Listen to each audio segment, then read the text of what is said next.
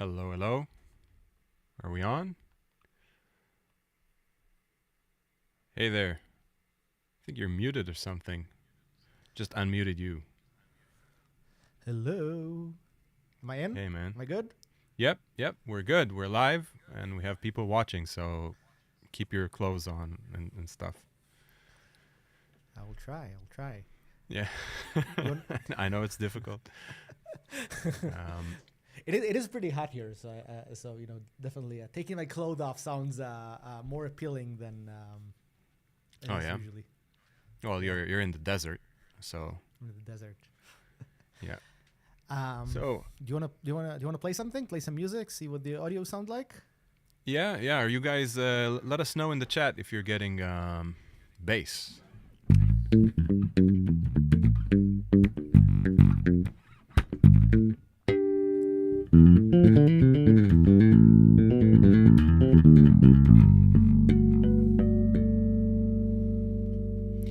Hey, Ivo. I hope I'm pronouncing that correctly. From Portugal. Hello from Italy. Wow, we're getting some international attention over here. Very exciting stuff. Rico is saying he's hoping for some Beat Scholar news. I guess we can talk about that in a second. We can kind of go over where we're at with Beat Scholar, and I'm guessing that's something that's interesting for a lot of people. We've been experiencing many new users coming along and slicing pizzas with us in the past few months. Bass is loud and clear. Thank you so much, the entertainer. Yeah, I understood. Don't worry. So yeah, we I'm trying to thought bring up we'd some comments on the screen so that we can share everybody, because we're sharing in a couple of different places at the same time. You might be watching this on YouTube or on our Facebook, a few other places. So I'm gonna bring up everything so we can kind of interact with everybody somehow. Awesome. Yeah, that's cool also for everybody to see what we're referring to in the chat. So we actually thought we'd start this sort of live stream as a regular thing. We do one. We're going to try and do one once a week. Usually our live streams would have like a topic or would have some reason to have it. But we just came to the conclusion that we're very interesting people that there's not a lot of people saying what they think today. Everybody is so modest and ashamed to say what they really think. So we figured we'll be the first ones to actually come out and speak our minds. Yes. No, yeah, but in all seriousness,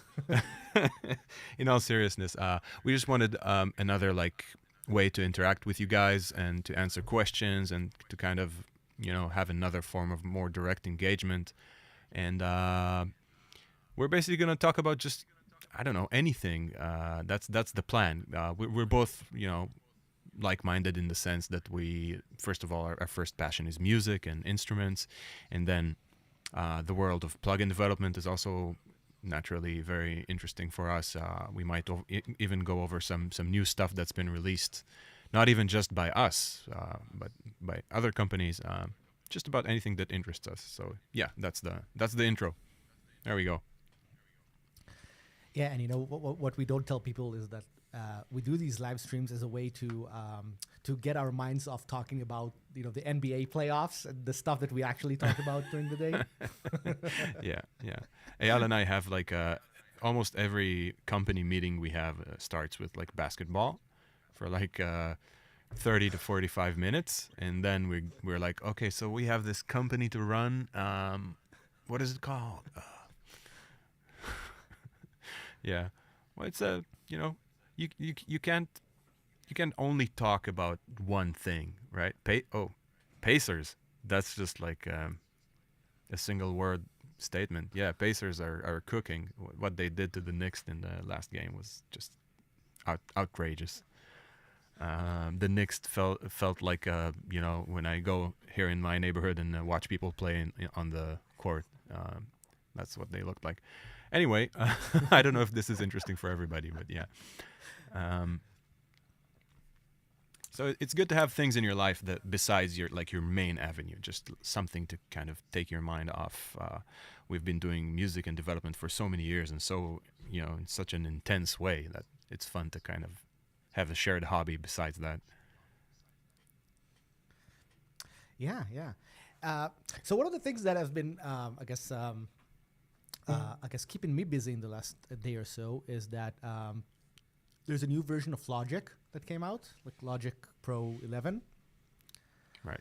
I didn't even get to check out all the features that it has yet, but one of the things that it has that's not, I guess, because people talk about a lot of this update they did that had some AI features, and it is interesting and pretty cool. Like we can talk about that in a little bit. But when I installed it, the first thing that I noticed is that it got a really good piano sound, which I'm guessing they made for the AI. But you know, I'm a piano player. The first thing I'm doing is to play the piano and not to like have the AI generate the patterns. Right. So yeah, so let's see if I can share things. Do you wanna show them what it's about? We've been playing with it just before going on, and it really just sounds great. Yeah, thank you, Dimitri. He's saying, I'm surprised you don't already have 1 million followers with real respect for your music. Well, we really appreciate that.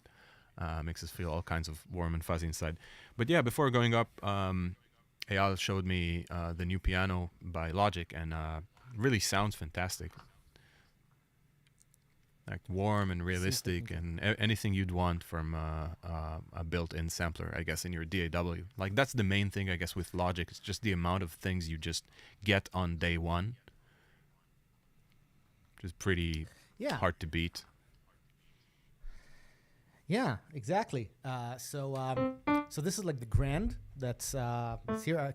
Can you? I don't know if you can see, but I'm actually playing. Hopefully, the camera is kind of shrunk a little bit.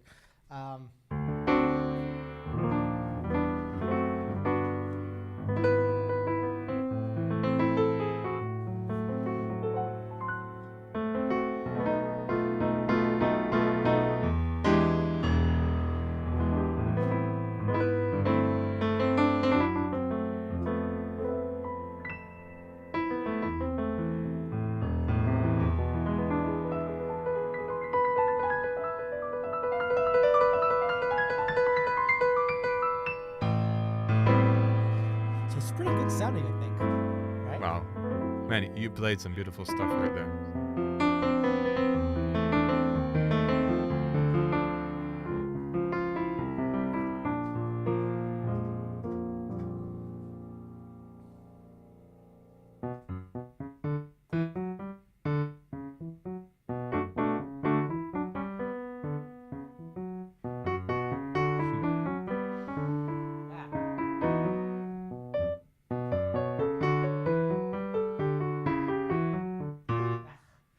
I'm losing it.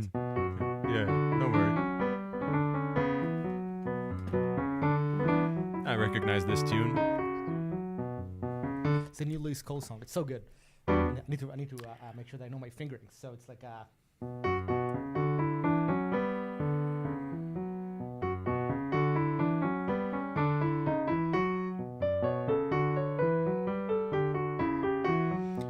Yes, this is going to be recorded on our YouTube.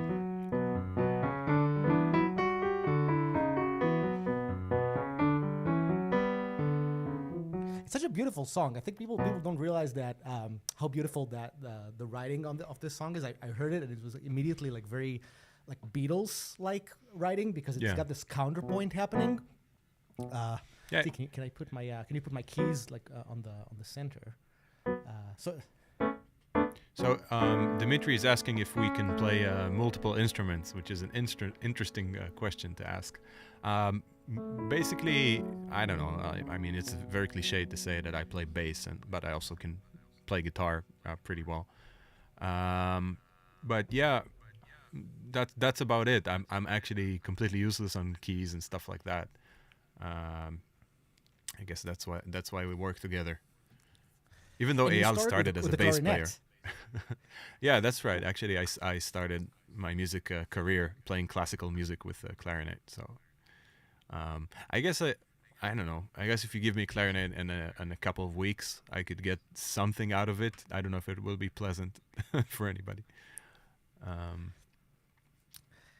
Yeah, and I mean, even though I did play a punk band as a bass player, don't tell anybody.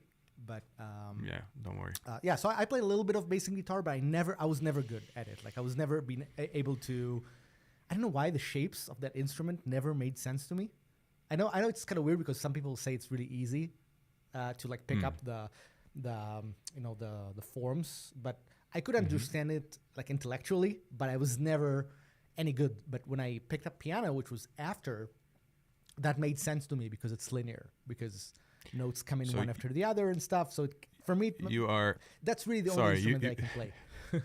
you are the only person to ever say that what you just said. That's so interesting, actually. I've known you all these years, and I've never heard you say that specifically, because most people are like, they can pick up and play guitar within a couple of weeks, I guess, like get the four chords going. But if they get into it, a piano looks so complex in comparison, because the guitar has a very like uniquely geometric kind of way to play it, and the piano is completely parallel, so it looks the same everywhere. That's what I'm trying to say. So yeah, that's a very interesting point of view, that the piano actually made sense in the way it's spread out more than the mechanics of a guitar. That's really cool. That's actually something that before I go back to talk about music and logic and pianos and stuff. Yeah, I know. I know. I guess that's something that people have a lot of very interesting opinions about, because now I see. Now we're in the age of YouTube, right? And I see a lot of people talking about analysis, like they do like music theory analysis on the guitar. Like I see that a lot, Right. where they explain things, and I wish I would have that information when I was trying to figure out bass and guitar, because I've had a teacher trying to explain it to me, but I felt like I did not have enough guidance on how to figure out the fingerboard. Because he was trying to explain to me stuff like, okay, you have a chord, and then this note is the 9, and then how do you find the 9 on another string? If you're because you would teach you how to find the 9 chord or the 9 of the chord in a specific position, right?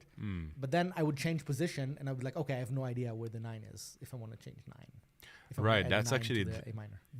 the thing that's more complex in guitar and bass is figuring out like the way to play certain phrases. So in piano, that's where the advantage is, where the keys are spread out in a way that it's the same everywhere.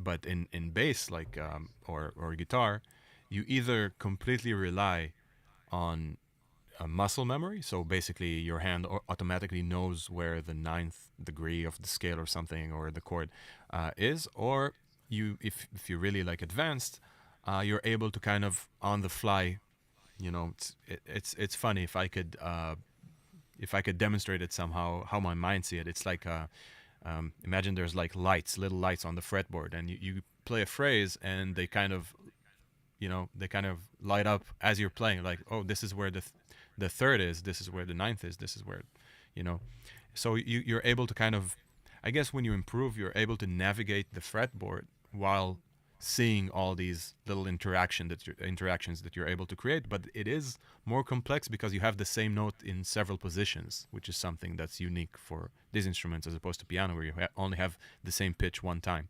So that's what really messes up sight reading in guitar and bass, because you gotta read a phrase and say, well, I can't run out of strings to play, so I have to start in a certain position. I mean, what you said something so interesting. When I went to music school, I remember the one thing that was amazing to me is that there's a class that's called sight reading for guitar players. There's no sight reading for other instruments, right? It's just a guitar player's course. Well, first of all, guitar players aren't really well known for being proficient sight readers, to put it mildly. And also, that's the mechanical, like the interaction. There's friction between the mechanics and the music theory part in guitar, basically. So that's a constant thing that's happening. They grow into, like I said, they grow into like the muscle memory part, and they really lean on it. And then sometimes sight reading requires to kind of go in and out of your comfort zone frequently in order to kind of plan ahead and see what you're what you're about to play in a second.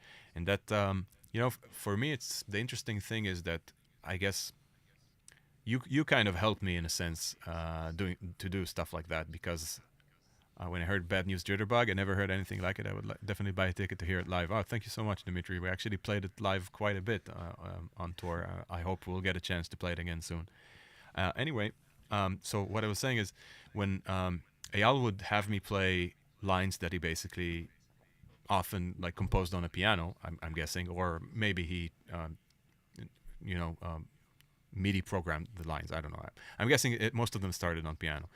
And that kind of put me on the spot because, it's a different instrument. He would make leaps between notes that I wouldn't, and would require me to also like, get to kind of plan ahead. Like he would play a phrase, and I would like, where do I need to even start in order to, have this played fluently?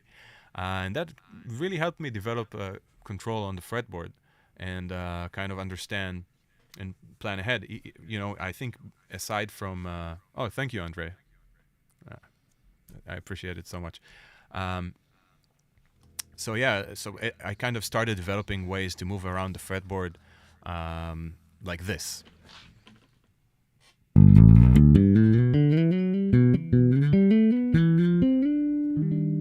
So to get like from this G, which is pretty low, all the way up the fretboard in a sort of fluid way, and to understand where I should like rotate my hand and make more fingers available. So I'll just play freely for a second.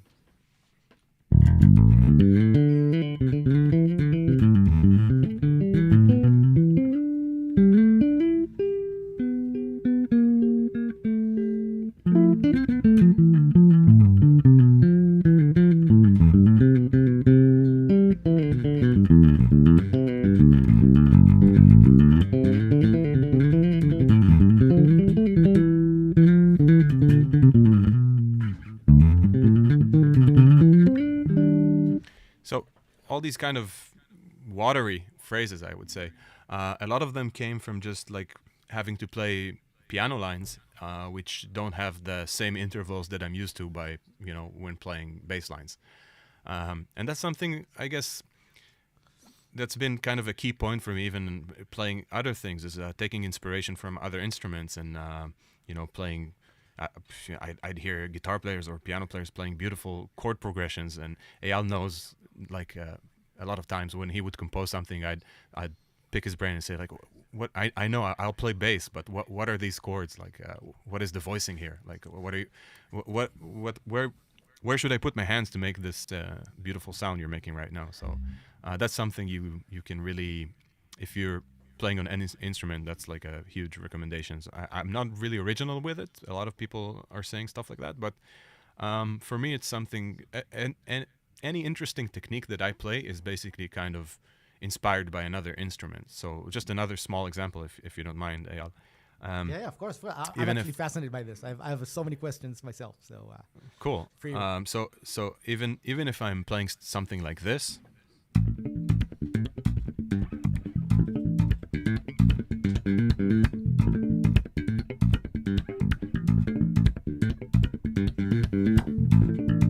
Or even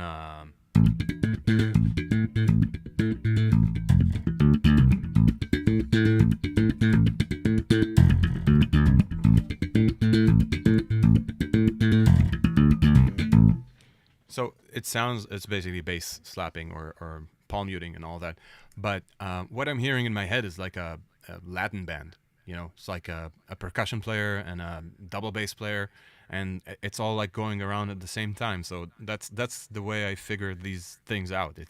It's like you sit alone in a room with a bass, which sounds pretty sad, but it usually is. And then you're like, well, man, I wish I had a guitar player next to me and a drummer, but I don't. So I might as well use the instrument that I love and know how to play to kind of bring these guys along. So, just like one thing I do, if I had a drummer, I would just say play a backbeat. So that's something that my right hand does.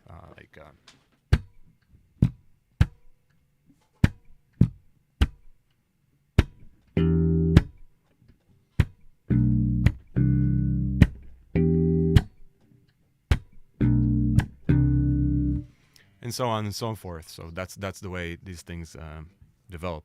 So yeah, that's always been a fascination of mine, kind of the inspiration you can get from the different way different instruments work mechanically. So what kind of intervals are comfortable on piano?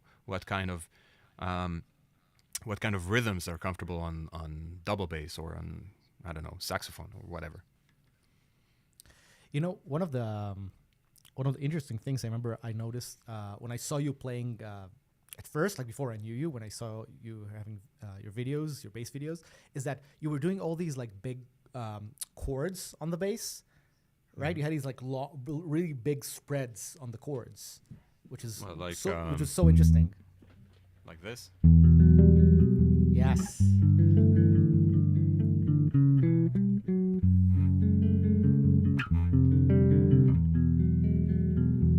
Yeah, that's these are actually shapes that I started out with when I had an amazing teacher, like the guy you said that failed to teach you different things on the bass. So I had a guy that was like, "Let me show you the coolest things you can do with this instrument." And as soon as he went like this, I said, "Stop! I need to know how to do this. I don't care what it is. This is like the most beautiful sound I've ever heard." And we actually kind of, if you remember, our song "Twisted Truth" sort of started with this. Do you remember that session? Like we yes, went like, of course. So it started with exactly this chord, but we kind of tweaked it around until it became. So so it ended up somewhere real, you know, with a kick-ass track we released with it. But yeah, those chords are also like a way that I felt that I'm kind of summoning more music out of bass than I guess what people are used to. These days it's actually it's more common, I guess, than 15 years ago when I started or something. Or more, Yeah, even, like 17 years. I mean, I remember, am I frozen? So I'm just saying, I remember sessions when we've had for songs like In Orbit, right? And I remember, you know, the B part for In Orbit, like it's got this beautiful harmonic structure to it. Right. But it's, you know, it's a very busy bass line. But I remember when we were working on it, I told you, hey, like there's like I love how it expresses these chords. Like it wasn't like because a lot of the bass shredding stuff that people are doing, I feel, is is very harmonic. Let's call it obscure sometimes, right? Because I think, you know, when you play fast on bass, if it's high notes, it kind of doesn't sound like a bass anymore. It's like sound like something else. And if you're playing a lot of low notes, then it's like a mess. It's like where's the harmony in this? Yeah, it's muddy. And I remember when you played the B part of In Orbit to me, I kept feeling like, hey, this is just like such a beautiful chord change expressed in this bass line. I'll just play it real quick for people that don't know it. So it goes like this.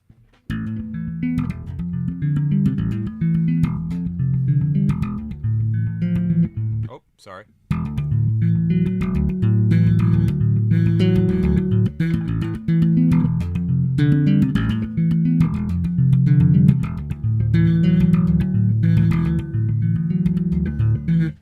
So yeah, that's the funny thing. It kind of, if you listen to the dynamics, what gives it, like the reason this is able to be played along with other instruments is the fact that it has dynamics like a piano, I guess, you know.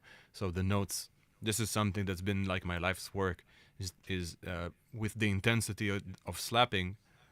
Usually dynamics go out the window and people just like fire it, you know, as fast and as powerful as they can.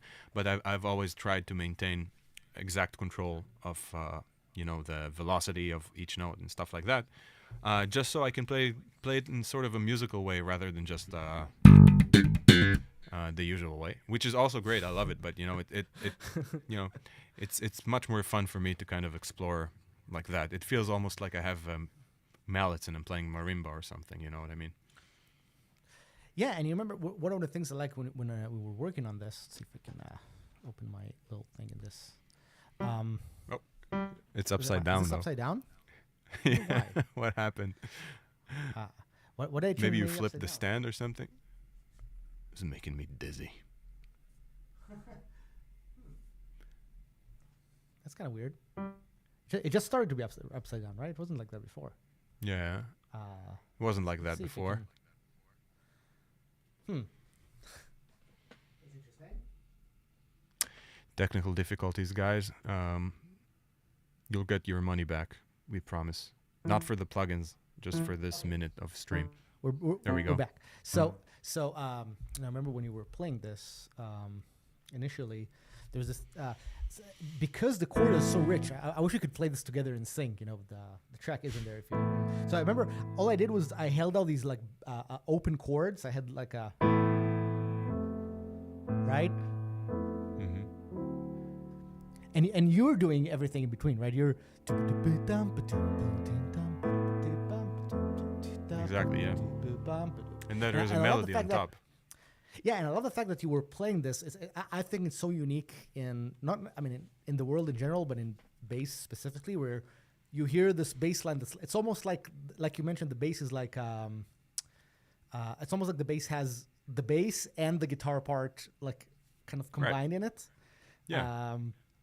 And it still does not sound muddy. Like it doesn't sound like the bass player is overplaying. To me, at least, it sounds just like beautiful harmony. And I could just add. Yeah. That's why I mentioned the dynamics, because if I played it like this,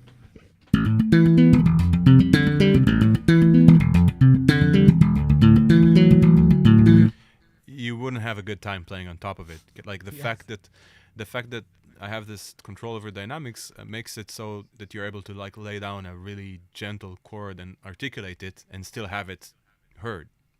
Because this is a very obnoxious sound, basically. Slapping generally is a sort of obnoxious sound if you do it too much, which I'm often guilty of, but that's sort of my getaway. So like I slap a lot, but at least I can kind of control the dynamics of it, so it's not as intrusive. But yeah, I guess like for me, I'm at a point where I don't really hear it as the cliched kind of form of slapping. It's just another way to play. Same goes for, anytime we work on music together, I guess like subconsciously we sort of search for the best way to express what's going on. And sometimes it's even an open conversation, but often it's like we'd play a line. Do you remember like in I don't actually remember how to play the entire thing, but in Theme from Planet Codex, there's in the live version. So we had this.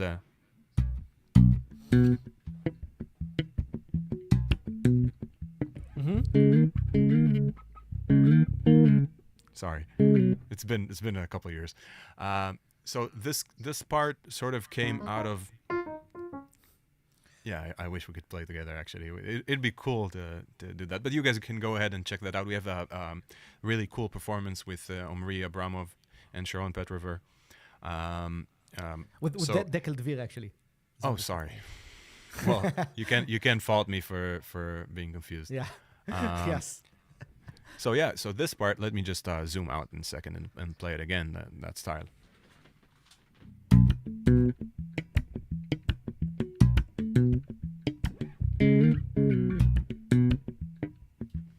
So it's funny because it wasn't that much of a conversation to do this. So it was like, well, there's this percussive style that really fits this. We don't consider it like, oh, this is a special bass technique that we need to, really think if we want regular bass or this. Like that's a sort of approach that we have, I guess, in a lot of things. Like we just use the coolest, best thing that we're able to do at a certain moment, whether it's a plugin or a technique in bass or a sound, So that's something, I guess, that's a great connector between us, actually, because when I auditioned for Project RNL, there was a point where I had a lot to prove as a player. So I practiced all these techniques and I didn't really have anywhere to kind of showcase them until I joined the band.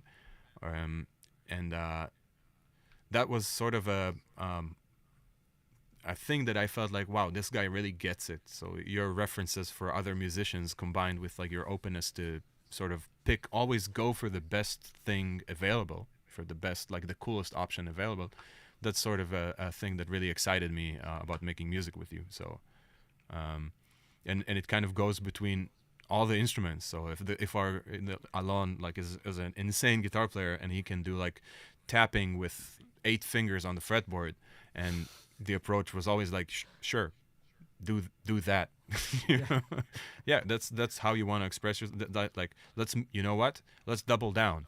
Let's not make this like a passing moment. Let's make this part just about this awesome thing that you're able to do. So, yes, yeah. I remember we were doing a lot of that. I'm gonna open this. So anyway, I got into this because I was playing this. Oh look, my screen share is gone. Right. We were talking about the Logic piano for like a minute before going on a. Yes. Let's see if we can bring it back. Bring it back. Okay. There we go. Now it's back, right? So,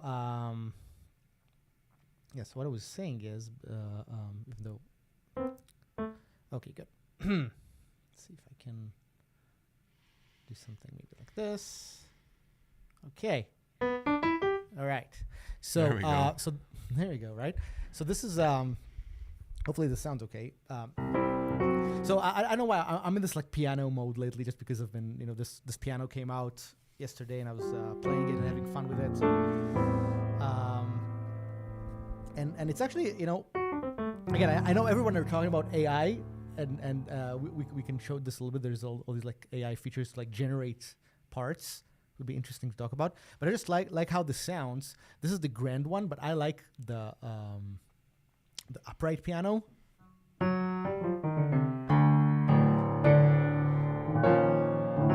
So I like it because you can play stuff like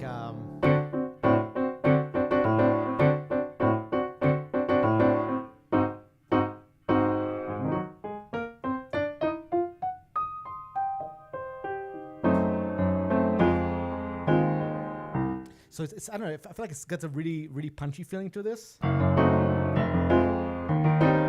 Definitely. Or I don't know.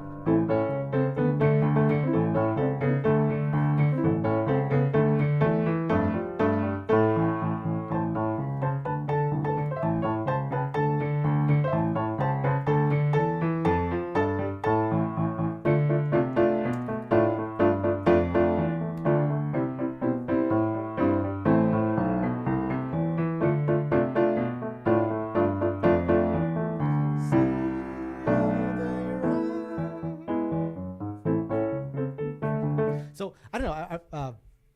I love that. That it's got this like it's very bouncy, but it's very, I feel like pretty responsive. These pianos. It's got a concert grand.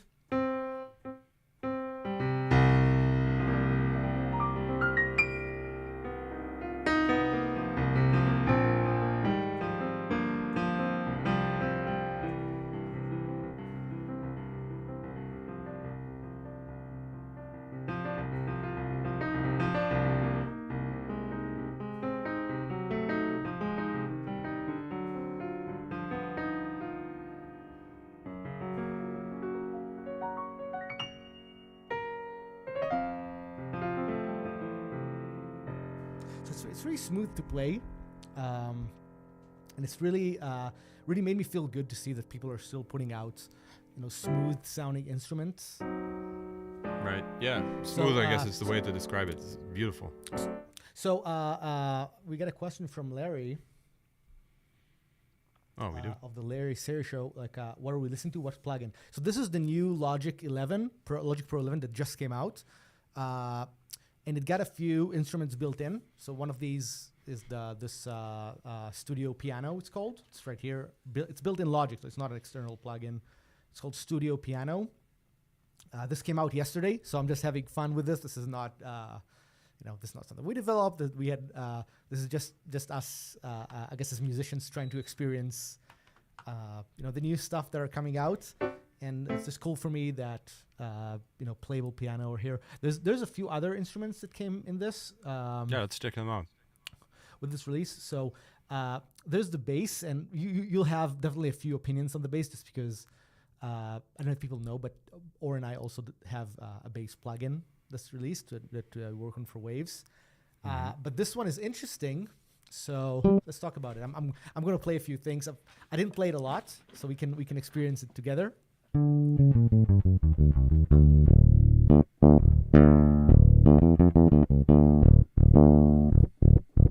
That's actually pretty good.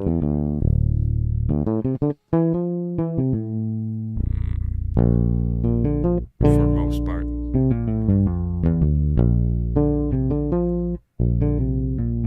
And notice that it did do stuff that like it picked up polyphony correctly. Like it realized that this is polyphonic and moved me in the same string here a little bit.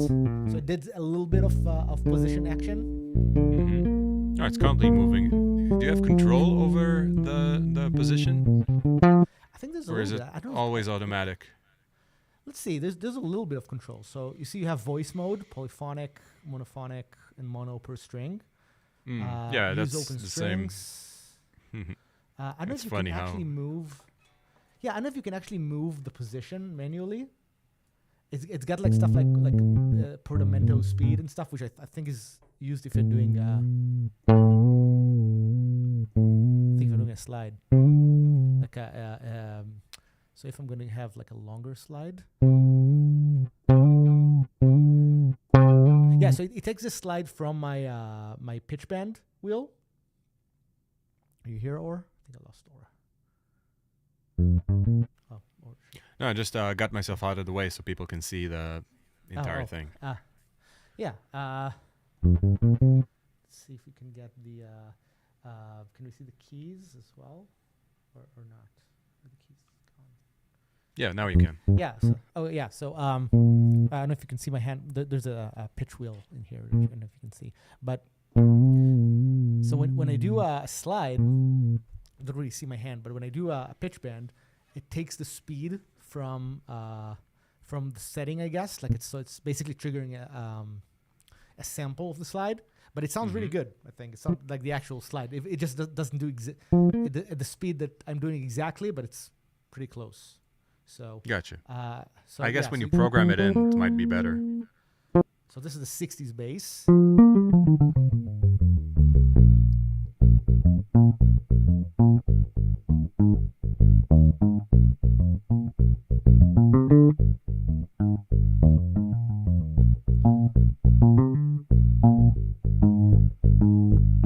And I have the two pickups here. It's pretty good sounding.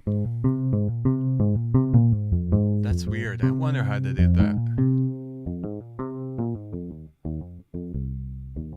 Man, I've been thinking about that when we did our instruments, because it would require sampling everything twice, but I mean, you could kind of record once and just individually send each pickup to a different channel. Like you'd need to hack the bass to do that, but it's very much possible. Yeah. So Larry also asks, do you think Apple Logic developers are using Juice or something of their own creation? I program as a hobby using Sea Lion. Oh, cool. That is a great question. I actually know the answer to this but first of all, Apple would never use Juice because they've had their own years of doing libraries kind of like Juice way before Juice existed.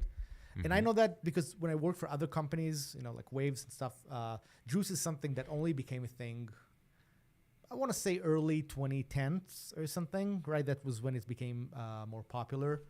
But, all the companies developed their own version of Juice, like their own libraries to write audio software way before that. And Logic existed way before Juice. Waves existed way before Juice. So they definitely have their own thing that they built for, and I guess there's a lot of technical advantages to them having built their own like libraries because they have now control over this, right? Let's say Apple, they wrote their own format called audio units. Like they don't need to support VST or something, or VST3. Like they don't need to interact with the world. They can always interact with their world, for example. So from what I know, it's all done with things they've developed in house. And that's by the way a thing that is a big theme in bigger companies like Microsoft, Apple, Google. Right. I was just about to say. Yeah. Sorry, that any company that can maintain their own code base like that and have resources to do that, they should. Like if we had the opportunity to break away from Juice at some point and kind of maintain our own code base which is totally customized to our specific needs, naturally that's a very that holds a lot of advantages. But it's just super difficult as a smaller company to do that, and luckily there's things like Juice to kind of help us, get up and running at lightning speeds. But yeah, I guess Apple as well as other companies that are large and have a lot of cash, they maintain their own system. But there's also a legacy thing because they've been around for forever. I guess like music apps from Apple have been around. I like you said probably way longer than Juice has. So yeah,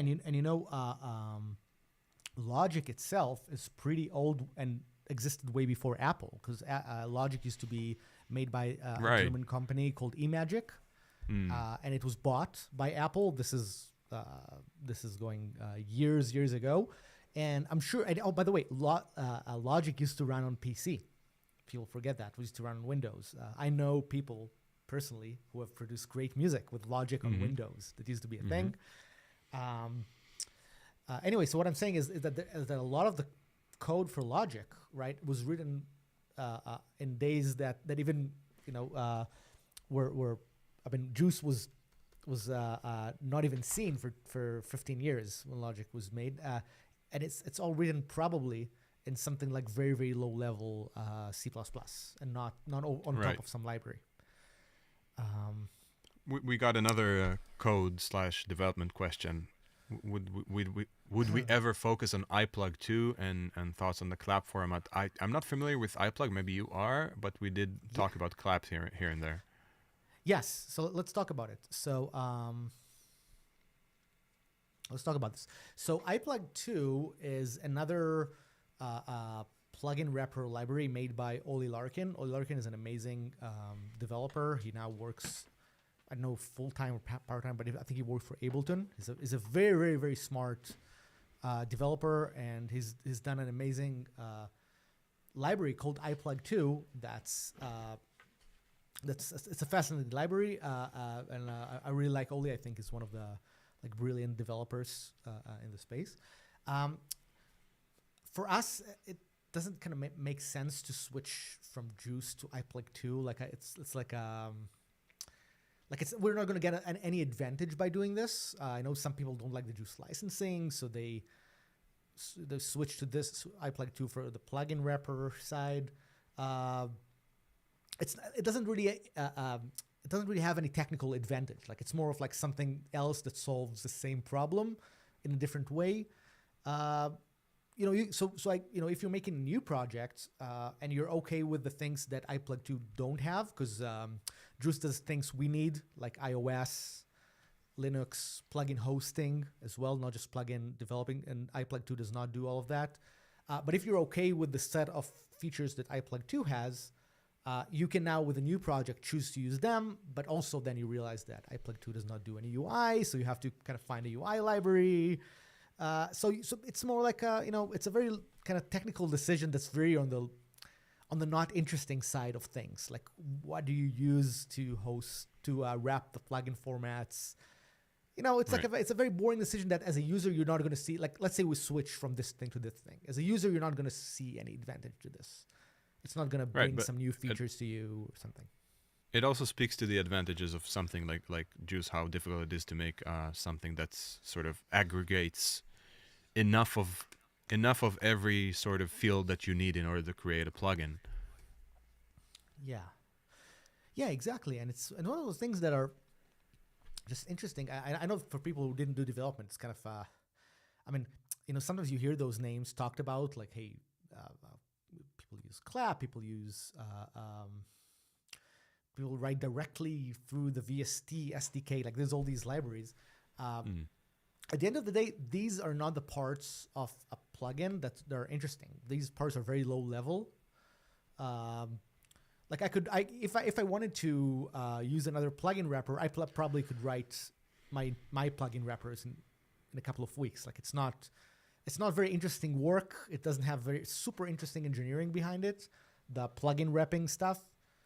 It's more like, there are all these like plugin formats like VST, 3, AU, and AAX for Pro Tools. And all those formats are essentially very similar.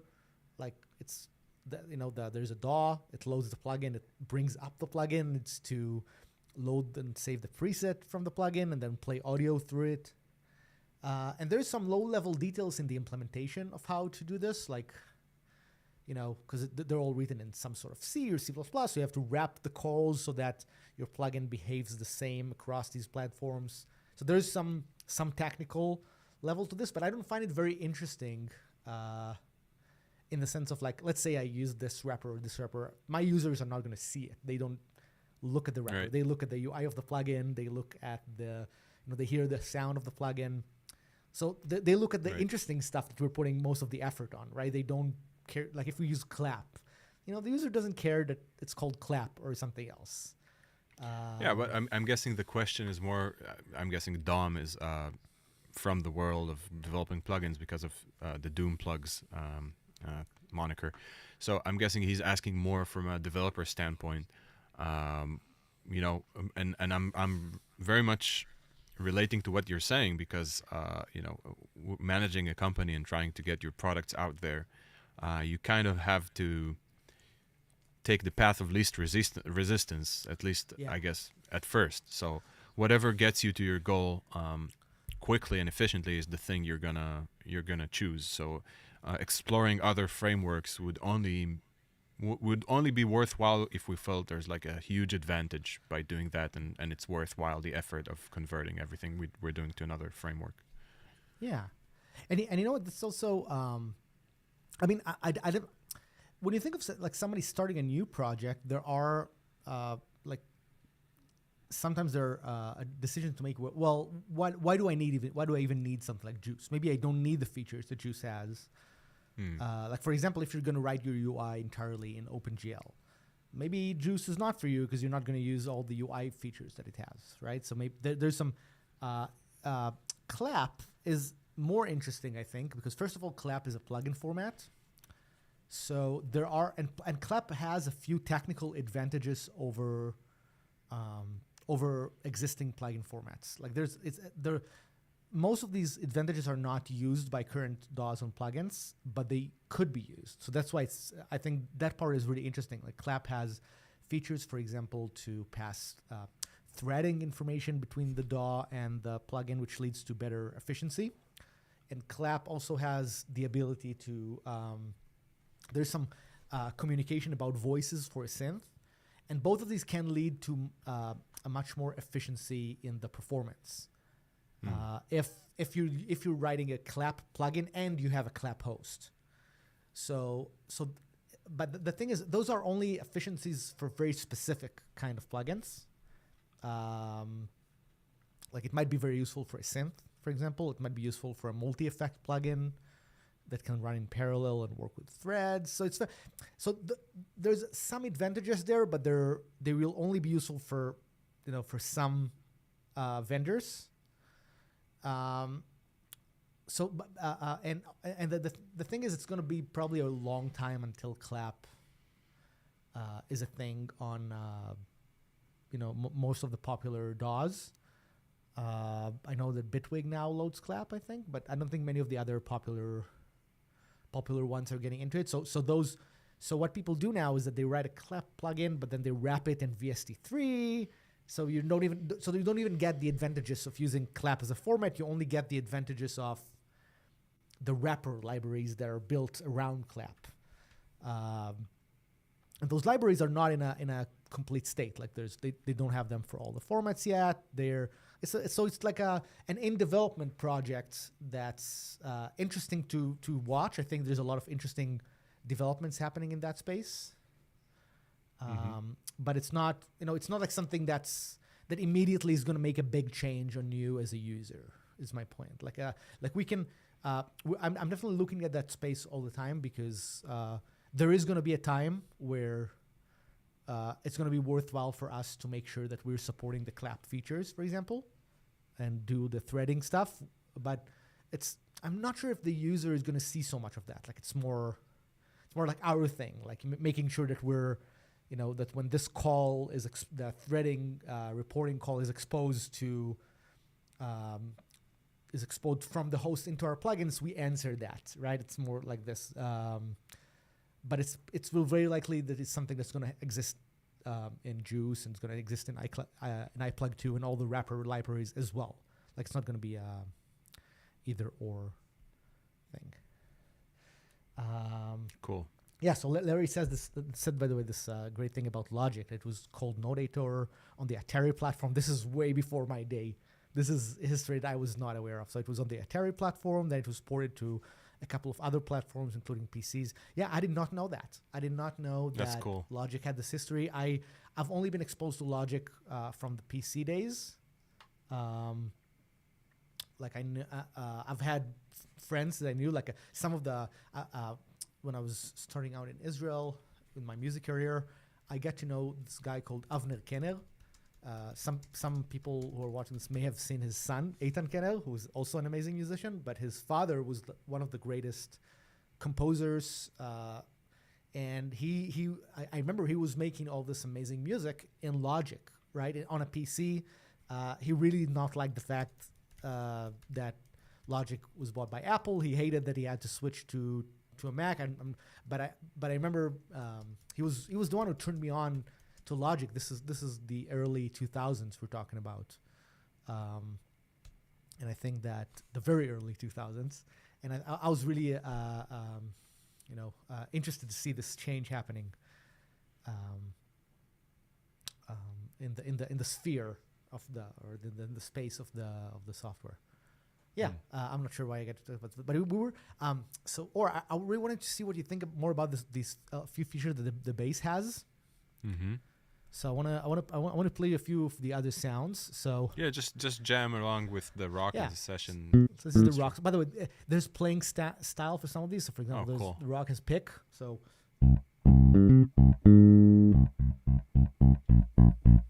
this is finger though. This is finger, and let's switch to pick.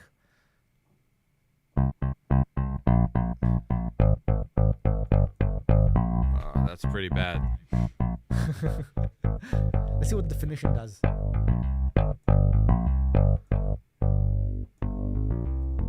So this has got this thing called tone, neck tone. Yeah, it's basically they recreated the toe knob and the pickup knobs. That's one of the things I'm most interested about.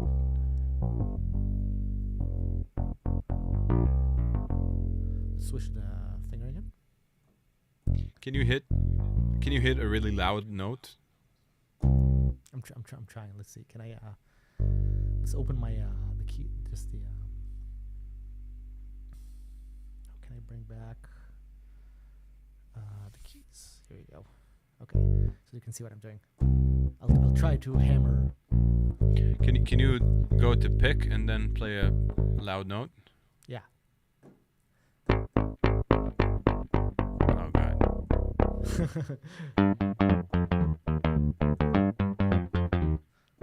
So, okay, you'll just move on, and I'll say what I think later. So this is session. It's a finger. Can you open the bridge volume all the way? Yeah. Sorry for. Yeah, that'll lead me. Tell me what to do. Yeah, because that's the jazz bass sound you want, basically.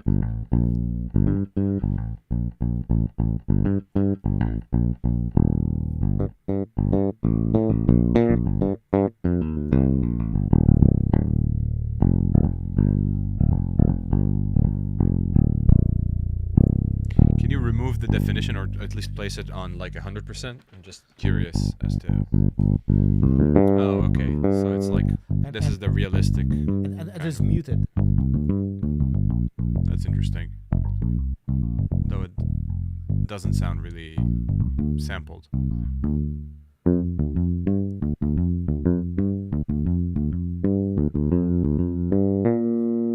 It is cool.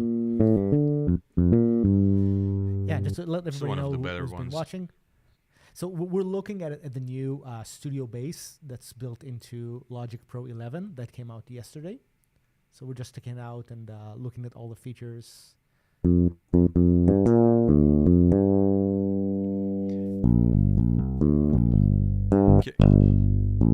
Can you move the UI of the plugin a bit to the right so I can see the painting of the I want to see what bass this is supposed to be. Oh yeah, of course. You know what I mean? Yeah. You can also minimize it a bit. Make it fit like this, maybe. Yeah, that's what I thought. Is it? Yeah, that's cool. How weird is it that this is called modern and then the bass has been around from the 60s? By the way, I see. Aren't there 5 strings here? Are there 4 or 5? Oh, 4. I'm just blind. You know, I need to put on my glasses. That's fine. Yeah, I was like, wait, this is called modern. It's obviously a Music Man. They did recreate the knobs on each bass faithfully, which I really appreciate. Yeah? Yeah, because this one only has 1 pickup, so you don't have 2 volume. Oh, come on. The fact that I can hear this already means it's not realistic. It's actually the best one, I think, so far. This sounds really good. Nice string sound, right? Everything. Just this is what I was sort of missing from the other ones. There's a sort of mechanical sensation and feedback. And the high notes sound really good, right? Yeah, the dude that sampled it, or dudette, that sampled it is just really nice finger tone. Right? This sounds like a really good player. Beautiful. Wow. Also a beautifully tuned instrument, like in the way. Yeah, look at this. How'd you do that? I have no idea what I did. How did I get a slide? I guess I'm guessing that if you nail the portamento value, it does that or something.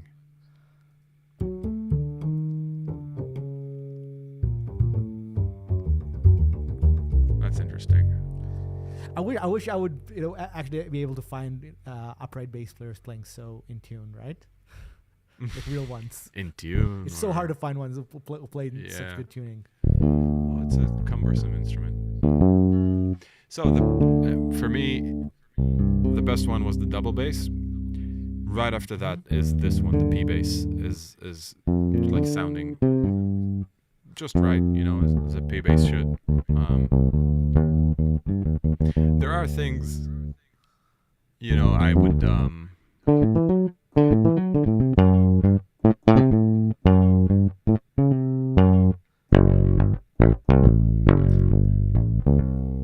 see here as well. Like the reason I asked you to play a loud note on the other one. Are you getting, like, when you really hammer on a note here, you're getting a lot of mechanical noise and it's kind of pushing the note forward and giving it a lot of presence. So that's what I was missing from the rock bass, which is kind of funny because this is a much better rock bass than the one called rock bass.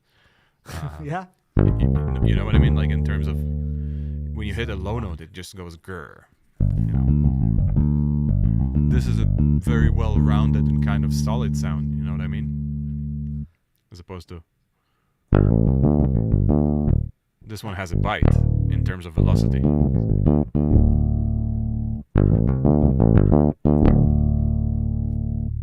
This is a rock bass, as far as I'm concerned.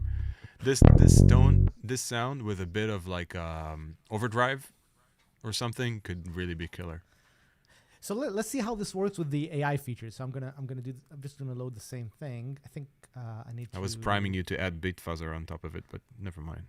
Oh, we can do just that. That'll be a great idea. So I'm kidding. I just said it would sound great with distortion. Yeah, let's try it. I think it's gonna be awesome. So, Yeah, so I'm gonna open. Let's So do it's both. got. So you open like a session player. You got a drummer, bass player, and keyboard player. Can we have the drummer playing bass, or does that crash the software? Okay, so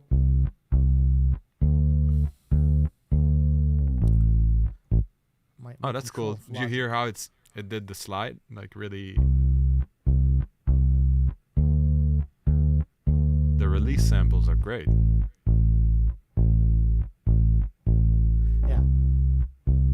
So you can you can choose settings that can have, okay, let's have more complexity or more intensity. Let's do more intensity. Or it does, it's just volume. But I think you can do, oh, here you go. So so melody, let's have it like play most notes. And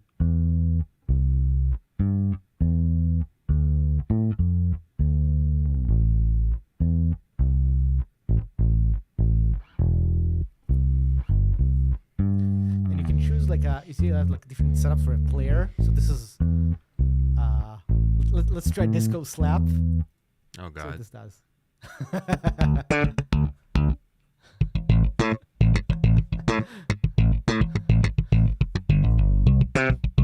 It's actually cool. It did change the bass though. Yeah, and I think you can go one of the so let's see. So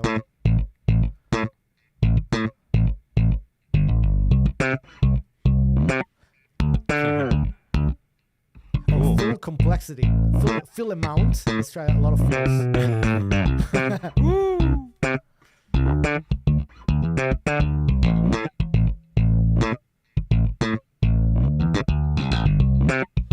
Ow. Let's have a lot of fills.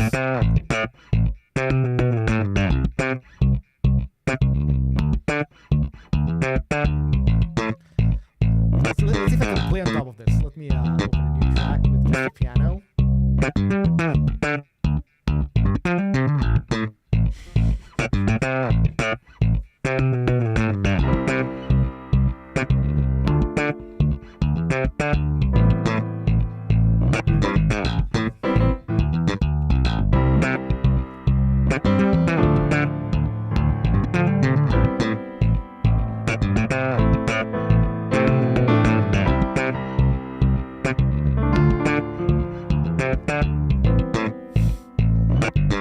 That's actually cool.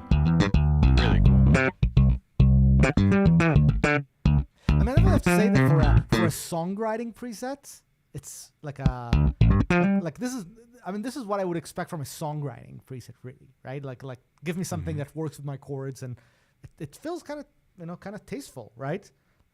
Yeah, I mean, In terms of like you the dialing actual, up the like, fill licks. amount all the way up is something uniquely for you. I guess for most people, the direction of that knob would be 1%. But yeah, it really, I'm really taken aback by how well it's done. In terms of, there's like licks that are sort of staples of bass playing here that you would expect from a professional bass player to just, hey, play a fill there.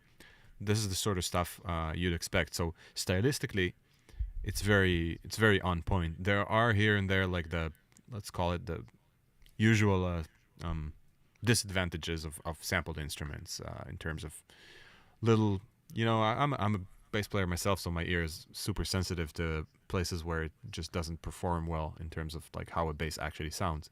But other than that, I mean, I'm actually kind of blown away by how cool it sounds, and the fact that you kind of just have it. This is a product that I guess. Oh, Nobody's supposed to see this. Ignore this. Yes, this relates to the first question in the stream of plans for Beat Scholar and stuff. But yeah, this is the bass player thing is it's pretty awesome. Eyal is currently unflagging something, Yeah, so he can use Beat Scholar properly. Yeah, yeah. Let's not show my secret dev flags in here. Let's let me. How do I do this for a second? Get the screen off while I actually just install the regular version of Beat Scholar instead of this version, this weird version of Beat Scholar that we've been working on. Yeah. So just so people know, when you develop plugins, sometimes you have like flags which sort of turn on different modes that you're testing currently, and that's sometimes when we work on updates, we have separate versions of the plugins naturally, and I'll just open Beat Scholar with a very weird mode that we've been working on. Maybe going back to that question while Eyal installs the regular version, we are constantly talking about Beat Scholar and kind of thinking of ways to improve it, and it's on our mind constantly. It's also still like a very successful plugin for us, and we do love it. We are aware that it's been a while since we've updated it, even though but I not think a it's year. been a few it's it's been like a few 4 or 5 months. months. Yeah, because we did like a huge sampler overhaul, and we upgraded the sample quality as well as adding different formats. Now Beat Scholar can get like you can use a bunch of different audio formats in Beat Scholar, and I don't remember some bug fixes, I guess, as well. But we are talking about expanding the functionality and looking for the opportune moment to kind of put our time towards that. While we, the more exciting news that we can't really share anything about is that we're working on more plugins in that sort of area, in the compositional area, and things that will really expand the functionality of everything we do. So there's a lot to look forward to besides the updates for our old plugins, but we constantly have that in mind, and we're constantly looking for the right window to kind of release that, as well as updates for Mindset drums. We have new MIDI files ready and sort of bug fixes and better adaptations for e-kits and all those sort of things floating around. Did I kill enough time for the installation? No, that's good. Do you want me to? My setup is just a bit weird, so I'm just fixing something because I have all these. Let's call it unbaked versions of Beat Scholar, and I want to load like the real normal Beat Scholar. If anybody has any other questions, we'd be happy to answer them. We also have a Discord server that's pretty active, and people are sharing music and ideas and whatnot on it. So if you want to join, I'll put the link in the chat. I'll do it right now.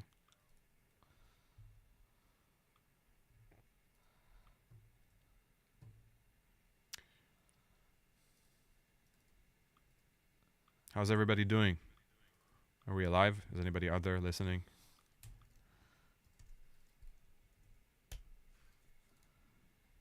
So I just posted our Discord server. You guys are welcome to join and chat with us. We're like every day we're there and answering everybody. At least trying our best to get back to anybody that sends a message.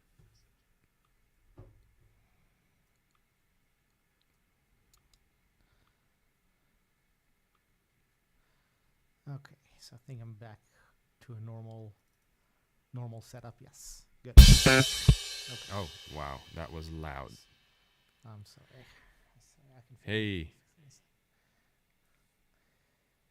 Thank you guys for writing that you're here.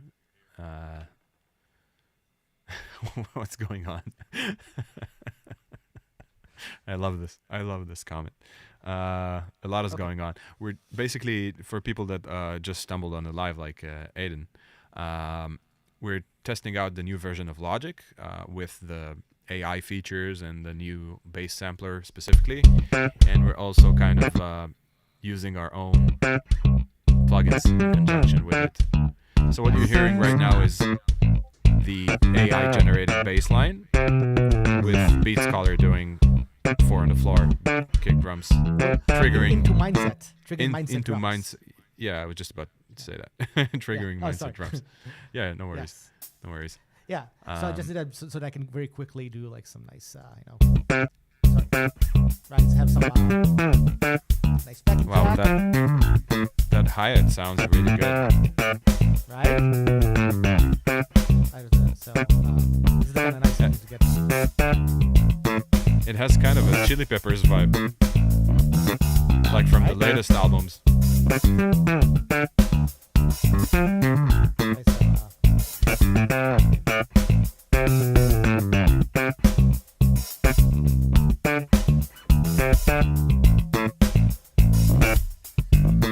Okay.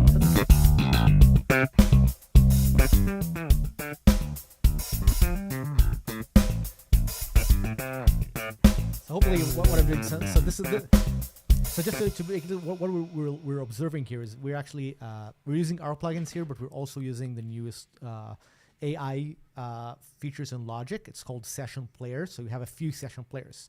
You have a drummer, which we did not use. We're using our sequencer, but we're using the Session Player bass player, and I'm about to use the Session Player keyboard player as well. That they have, but I just want to see this. Let everybody, all the AIs jam together, and we can we can basically head out and go to sleep. Exactly. So let's switch to another style. It's indie disco. Let's see what's different about indie disco. Oh, it changes tempo. Oh yeah, that's interesting.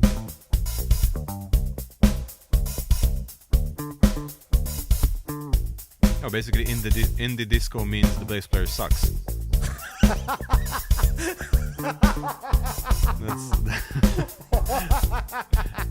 Oh, okay. Just remove knowledge. Please remove knowledge and experience from my bass player. So, Isadon is asking, are these AI features beneficial? You know, we're just looking at them as much as you do. Like we're just discovering them.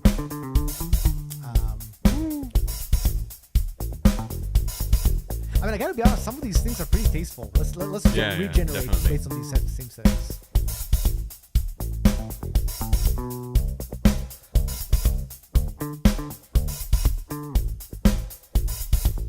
And I love the fact, by the way, that it follows the chords, right? Like it's not like randomly playing stuff. Like it's basically, I know this is called AI and everything is called AI these days, but this is something that has been around for years. Like the idea of like having a generator. I mean, Logic had it. It was called Drummer, and this is like going back 10 years ago at least. Bend in a Box had it 20 years ago. Like generators is a thing about how, like generating patterns based on some settings. Mm-hmm. I think the fact that it's, you know, maybe using some other tech, well, let's call it AI, it's, I guess, nice for the implementer, but I think the idea, like, you know, I would use, I mean, I don't know if I would release this song, but I might use this as a starting point when writing a pattern. I'd be like, okay, let's hear a few different variations for a pattern, then I would write my own pattern based on an inspiration, right? It's more like a preset for starting point, right? And I like the fact that the way it's done is it's more of like you know, like this is done in a professional setting to me. Like this is not like a lot of the AI stuff that are out there that's more like instant music. You type something, you get full music. Right.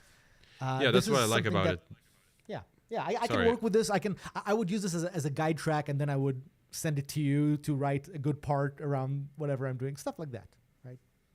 Yeah, I mean that's what I was impressed with it, is the fact that basically you're getting good stuff to get your track going, and probably some people will also use it for, you know, for their final tracks. But aside from that, you're getting like a level of control over the output, which is cool. So I guess that's when we discuss about AI tools in our context, like in composing music, like where can it get you? We keep thinking like, what is the right boundary between having this sort of automatic music generation black box that you have nothing to do with and just creates something great, let's say, and manually inputting notes. So between those two edges, you know, there's a lot of spectrum to cover, and I guess the struggle I'm trying to describe is like pinpointing the right amount of control to have over these tools, so you're not like over encumbered by details, but you also have a sense of, I made this. I made the exact choices to create this sort of piece of music. Yeah. Thank you, Adon. We appreciate you subscribing to us. So it's cool. If you don't know our plugins, you can go to modalics.com, modalics.com, and check out. We have quite a few of them, including this beautiful purple drum kit, as well as Beat Scholar, Eon ARP. I'll just put it in the chat. And by the way, Project RNL fans, this kit was actually the kit that was owned and recorded by Doron Giat, who played on a lot of the Project RNL tracks. Even on some of the tracks that he wasn't playing on, we actually used his kit. Like if you watched stuff like another one live video, right. Which we record with Dekel Dvir, it's still this kit, and we sampled this kit in a really high def way. And it's got a bunch of articulations. Doron actually sampled it. I don't know if that's what you started out saying, but this is not just the kid. This is the actual guy. The kid. It's him. It's the person. Yeah. Exactly. And so a lot of and also so if you like the Project RNL style sound, this is like the most high def way to get the Project RNL sound as a kit. So it's kind of cool. And what I did was I'm just using this as a backing track with our drum sequencer Beat Scholar loaded as a MIDI effects, which is kind of cool. Like I can use, I just sequenced this like, how do you call it? Like a Chili Peppers pattern quickly, so I can get, so I can use it as a backing track to experiment with this AI. So I just added, who knows what's going to happen, but I just added this, this track was like a session, like another session musician, like an AI musician for the piano. So they're going to jam. This is what it's going to do. This is and let's see if we can use it. This is an arpeggio.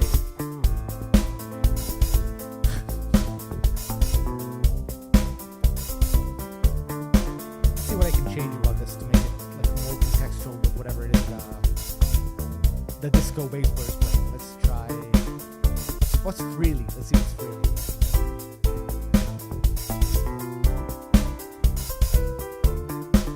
That's cool. That's way cooler. Okay, voicing. Let's give it like all the different voicings here. Oh, style. Okay. Steady 8 notes. That's what that is. Oh, it's different for the left hand and right hand.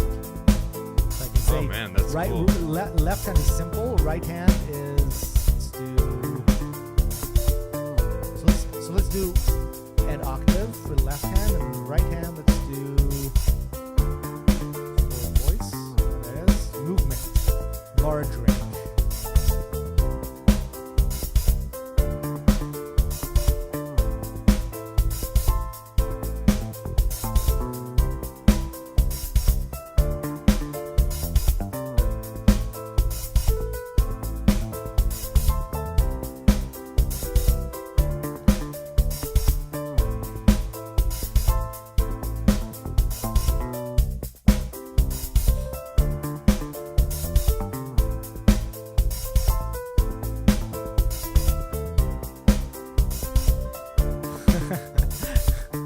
Let's regenerate another pattern.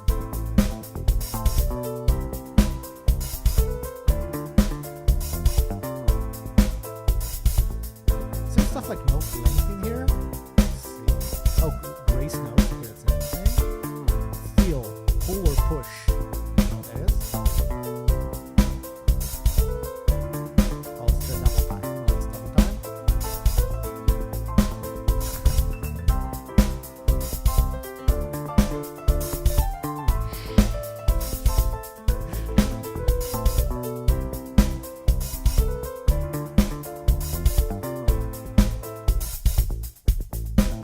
Broken chords. Yeah, it's like a style gotcha. of playing, which makes sense. Yeah, I gotcha. I wonder, do I have note length in here? That's the one thing that I would love to have, just like shorter notes. I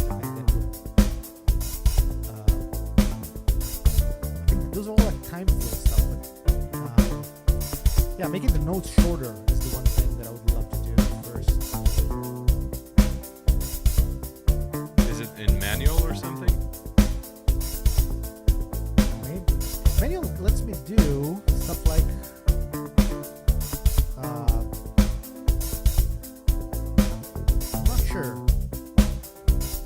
like more yeah,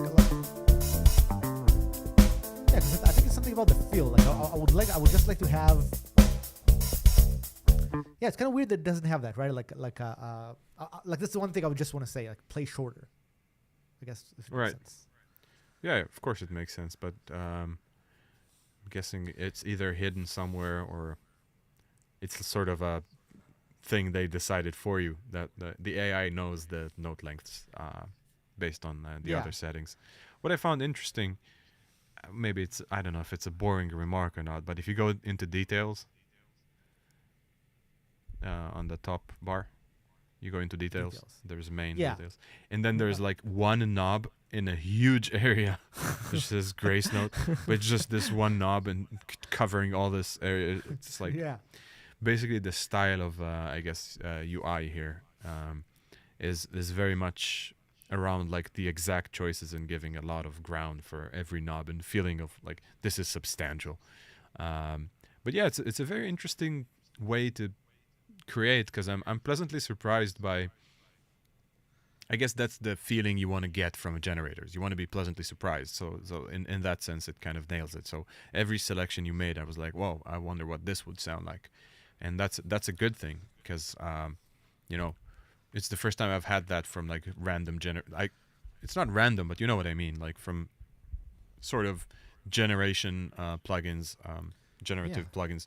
And having the AIs jammed together, you know, it's sort of, it covers ground that, you know, for me to play a piano part like that is almost like impossible, and programming it would take a long while. So immediately I'm all about the piano one, naturally, because I can play the bass parts myself. But yeah, it's fun for me to imagine just coming up with a cool, funky clav line or a synth pattern or whatever, just very easily arpeggiated synth pattern or something like that. But also the feeling of having the stylistic choices of actual musicians embedded in there is I guess the best thing about it, you know. Yeah, you know what's interesting about the way it works? Well, I've stopped sharing, but it's just like a general thought about this, I guess. Mm-hmm. Is it is obviously MIDI, but it's kind of like, and you can export this as MIDI, but like what it gives you, at least initially, is not a MIDI file. Oh yeah, so audio, you know what, Alberto? Right? Yeah, it gives you audio, or you can get the MIDI. So it's kind of like the way it connects to the MIDI is kind of unclear. But I definitely feel like you know even the piano parts, which I wouldn't use, right? Like to me the piano parts, like I wouldn't use them, but maybe somebody who's never doesn't play piano would be using them. But it is the bass parts. I feel like maybe you feel differently, but I feel like they're a good starting point, like to build on the real bass line. But I feel exactly the same way about the piano. So in some settings that, especially the earlier ones, which were simpler, it's like sometimes I just want to come up with something and I need somebody to hold down chords. And you know, when you're like in a creative mood, you're like somebody on like drugs trying to get a fix, and you're like, I can't be bothered with like typing notes on a piano roll or something like that because I can't actually play the parts. So that's sort of, it facilitates this sort of creative mood where like just, it's 4 chords, I just need something to play them while I come up with this melody or this bass part. So in that sense, I guess the immediacy it adds to the creation process is the main point. And then if you end up with something from it in the final product, then yay. But other than that, that's kind of the way I would use it, at least from the very basic, So basic introduction you just gave. So the one thing Alberto is asking about the stem splitter, and I would love to just try it live. Let's hope. Let's do it. Let's do it. I want to play a song of ours and try to split it and see what this is gonna do. Maybe just so it doesn't get flagged, we can do something that's not like licensed music. Do we have like a demo, the Eon demo or something? Yeah, that's not on like Spotify and YouTube, and you know what I mean. Like right, if it was something, play something from the Modalics, from the Project RNL album or something that's gonna kick us out because even though it's our music. It's gonna get flagged. Yeah, so let's see what we're gonna do that's different. Let's see what do I have on my machine. I can send you the Eon track if you want. Oh yeah, you have that. Even though it is on our I think YouTube I channel, have but it. it's on. Yeah. Okay, that's good. I think I have the audio. Or I'll you know need a what? second. Oh, you know what? I have all the Mindset drums tracks. I think we should have all of them. Right? Oh, there we go. That's amazing. Yeah, sure. Maybe start That's with good. purple giant. We called it. Yes, good idea. Okay. Yeah, because it's got guitar, it's got bass, like something that has a lot of instruments for you to split. Let's see. Right. This is going to be And the first time would I'm be actually trying this. also really cool to try something like Human Followers, which is noisy and has a lot of like heavy guitars and stuff. Awesome. Let me just go and look for this. I've actually never used a stem splitter. I mean, I did research it for a short while, but I've never actually like gotten to a point where the channels sounded good enough to kind of work with. So it'd be interesting to see how they nailed it. So for anybody joining right now, we're covering some new features in the new version of Logic. We had some fun with the AI musicians and new samplers, and now we're trying the stem splitter as recommended by Alberto. And Eyal will share his screen so we can see what he's doing as soon as he's ready with a track that's not licensed in any way, Yeah. so we don't get kicked out off YouTube and all that. I'm trying to remember where we have all the. I can. Mixes. It's called SoundCloud playlist. We have like this crazy amount of folders on our Dropbox, so nothing is easy to find. Hold on. Tell me This where it makes is. for. I'm trying, but naturally, when you try to do stuff like that, purple giant. I'll just write the name of it. That's so annoying. So we have this track that Mike Mallion produced called Purple Giant, and we all kind of played on it, produced it, and all that. And we're trying to find that in order to have the stem splitter. Awesome. Yes. Have the stem. Found it. There we go. Have the stem splitter kind of have its way with it. So let's see how the stem splitter works in general. While my folder syncs. Oh, okay, I got it. So okay. So here's the track. I'm gonna play. Let's see if the audio is fine. Let's remove all these. You know what? Let me just open a new project and Cool. get out of this AI thing. Yeah, just audio. Let them Project. jam. It would be cool if you could like set them up, close the project. They would come up with the parts, and then next time you open the project, they figure it out. Just play great parts for you, and that's it. You don't have to watch them. And also, it'd be great if they give me notes like, hey, your chord sucks, so we change them. Yeah. We actually, you know what?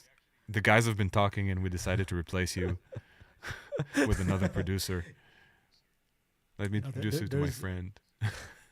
There's a book, one of my favorite books of all times. It's a book called The Rotters Club. It's a book by a British writer. I forgot his name. It's an amazing book. It's about these, and it's a book that was released somewhere in the early 2000s. But it's a book about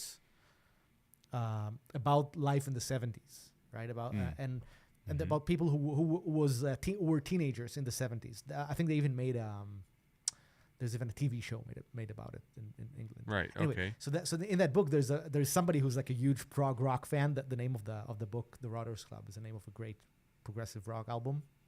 Mm-hmm. And that band is mentioned. The band Hatfield in the North, they're mentioned in the book. So anyway, this kid is this huge progressive rock fan, and he's a musician, and he writes, just like everybody in that era, he starts to write a concept album based on Lord of the Rings.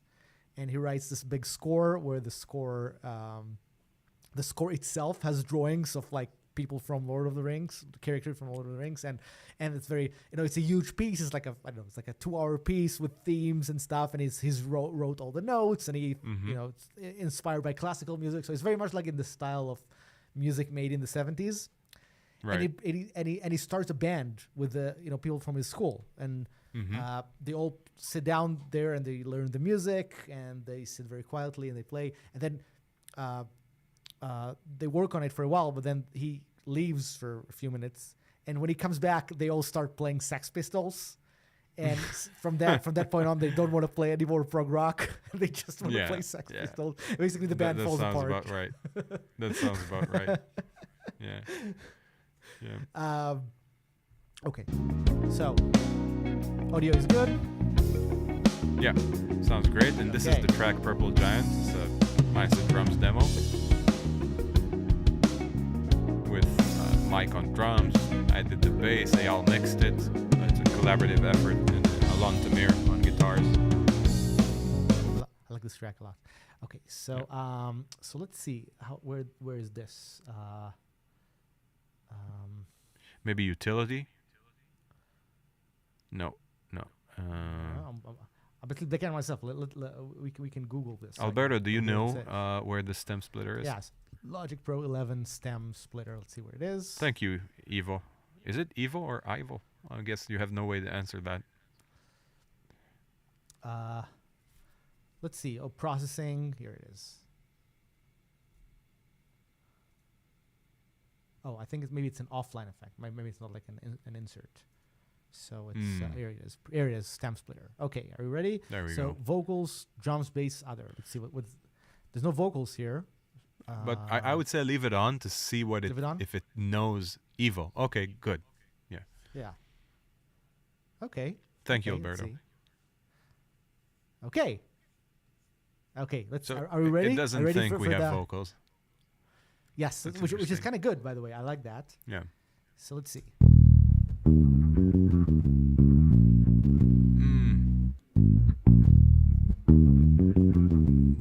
I guess it's okay. I mean, it's not bad. It's not bad. Like it adds a little bit of noise. It's very corrupted, though. Yeah, it's got a little bit distorted, but it did pick up the bass really cleanly, like which I. His drums. This is actually awesome. Did you notice that some of the kick drums have a bass note? Yeah, no, it removed some of the ghost notes and stuff. So it's like a gated version of the drum. No, but this one is way better than the bass. Yeah.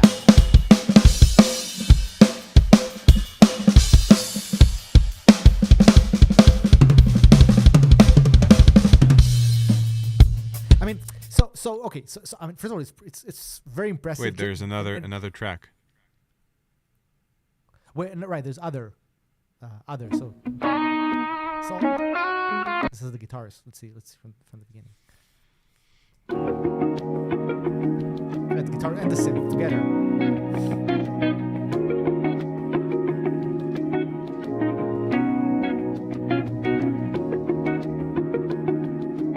You hear the drums on top, by the way? Like there's a click from the drums. Yeah. So, to be honest, this is what I've experienced from other stem splitters as well. I could never get it. Yeah, the guitar is awesome. The guitar is awesome on this track. The drum fill sounded like a typewriter. Like it just so it had the rhythm of the kit in there. It's so funny. Just the hits. Just the hits. Is this the hits? It sounds like how I'm when I'm listening to music with just headphones on, and you just hear me tapping on the tapping desk. on the table. Yeah, it's funny. It doesn't strike me as. Sorry.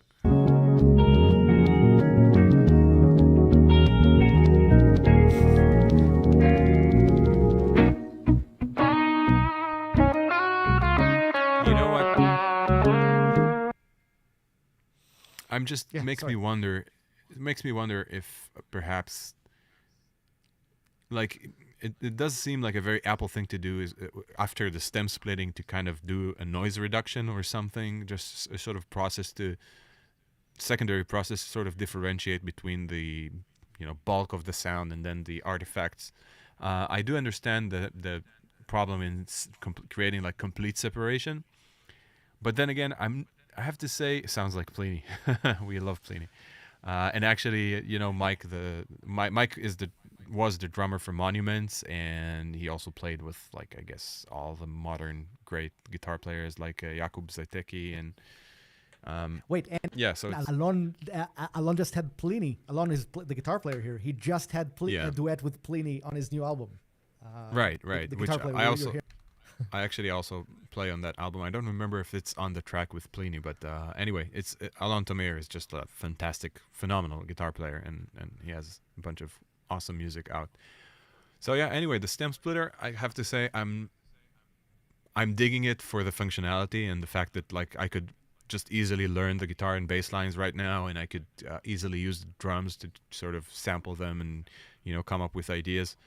But as far as like the fidelity goes, which I guess isn't that important sometimes, it is kind of, I don't know, uh, familiar in a sense. So other stem splitters I've heard had similar issues. I am, yeah, I interested want to say about something tracks else. like you Yeah. tried Moises and Isotope RX-7. I think this is better. I'm not saying it's not good. I'm just, I guess, like, my expectations are set pretty high with regards to this sort of stuff.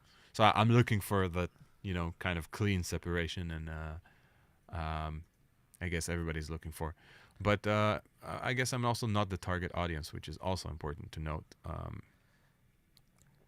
So let's try this track. Let's see what it does. So this is the track, the raw track.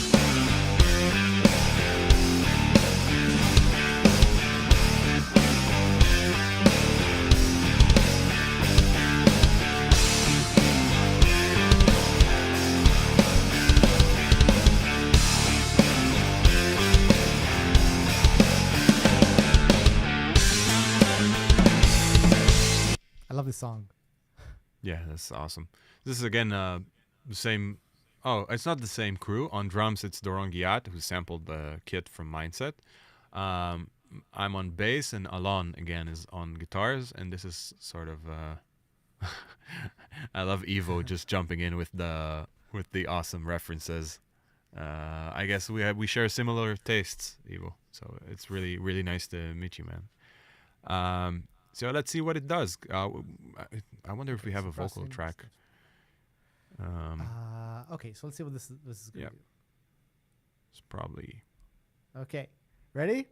Here's the just the bass. bass.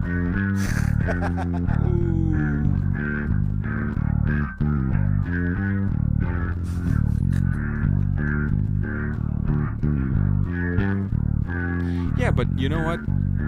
Just thinking about it again, if I needed to learn this track, this would be a huge help, you know? Even Yeah, at for this state. transcribing. Yeah. For transcribing, this is amazing.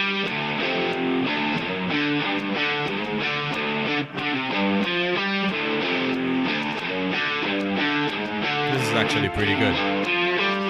Music is a bit loud for me. Oh, sorry. By the way, I'm hearing some feedback from you, or I think I don't know where this comes. Maybe the music is super loud, so maybe my headphones are Oh, the sending like it back. leaking. Yeah.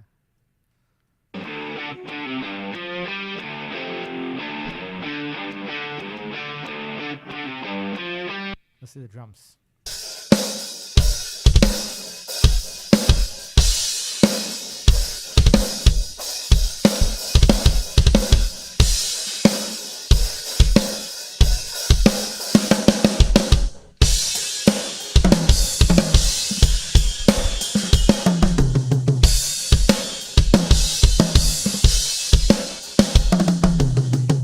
I mean, as somebody who someone who knows how the original track sounds like the original track, we've had actually streams where we're playing just the solo tracks from this. I mean, it's to me the drum sounds really gated, but it's still very impressive. You know, Yeah, like it yeah. definitely On this gates out track a lot of even- the small things on the hi hats and. On this track, even more so than the other one, I guess. Like, I'm more impressed here than the other one. Maybe the bass is a bit more muddied, but overall, I don't know. I'm kind of coming around in a sense because I'm thinking, thank you, Evo. This is actually our Mindset drums. He's saying the great drum sound. So this is Mindset Drums played by Doron Giat. He's playing it on an electronic kit. Yeah, let's try Human Followers because this is like a very, or Mindset Funk. You know what? I want to try all of them. This is really interesting to listen to. So if you want to check out Mindset Drums, it's available right now. It's on sale. We're also running like 10% off and everything on our site currently. So jump in, grab yourself amazing drum sounds. There, I'm done plugging our company. Oh, good. Yeah, so let me hear the full song first, just for a bit. Right. Oh, I think maybe it disabled it because you stem split it. So maybe undo it or something. Oh, there we go.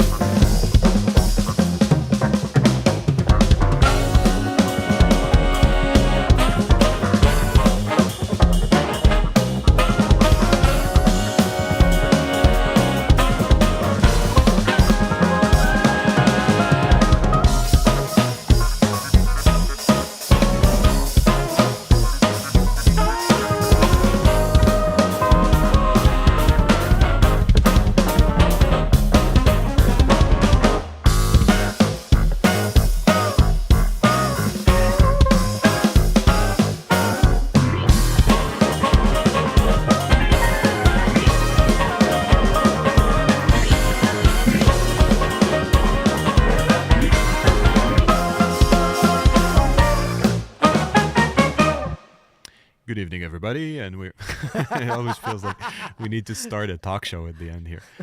So people are asking, "What is this? Brilliant! This is super! Thank you so much for that." This is all like original music produced, composed by Mike Mallion, and then there's horns by Omri Abramov, which is our Project RNL bandmate.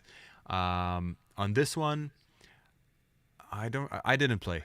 Okay, Mike played all the instruments. This is the feature track for Mindset Drums. This is the track that's the demo we released it with. So you're listening to Mike, who's a world-renowned drummer and producer, and he's playing an electronic kit with our sounds, and then playing the bass, the key parts, basically everything except the horns, which just Omri did this unbelievable job arranging horns for this track and playing them. And Eyal mixed it, I think, like brilliantly, like he always does. And yeah, that's what we listen to right now. Interesting thing here, I'm noticing the vocal track did pick up some information. So I'm wondering what it thought vocals were here. Let's see. Sorry. I'm still hearing some loop coming to my headphones from the music. I don't know if somebody sees it, hears it other than me. I hear the music coming back to my ears for whatever reason. Can you play it for a second? I'll check if I mean, I haven't changed anything since we began.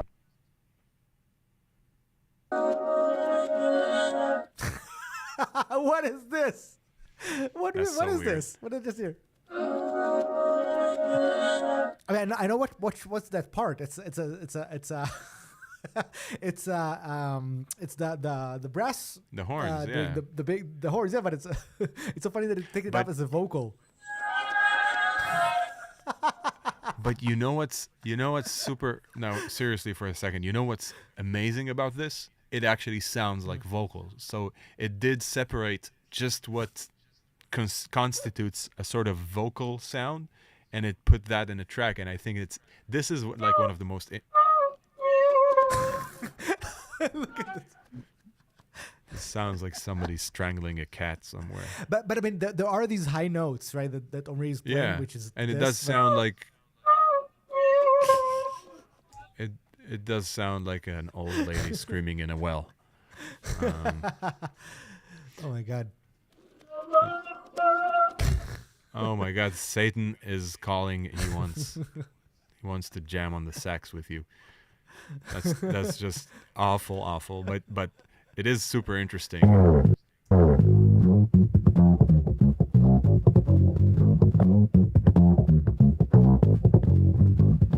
Yeah.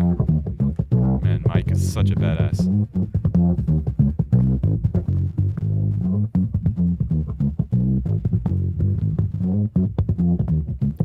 drums sound like.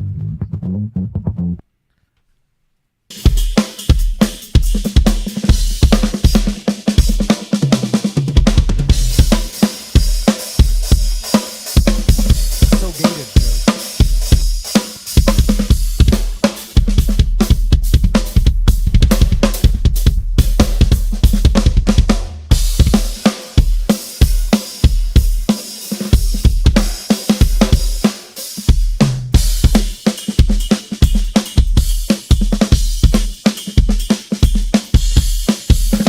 I mean, it picked up really clean, but it also gated, basically all the sustains of the drums and stuff like that.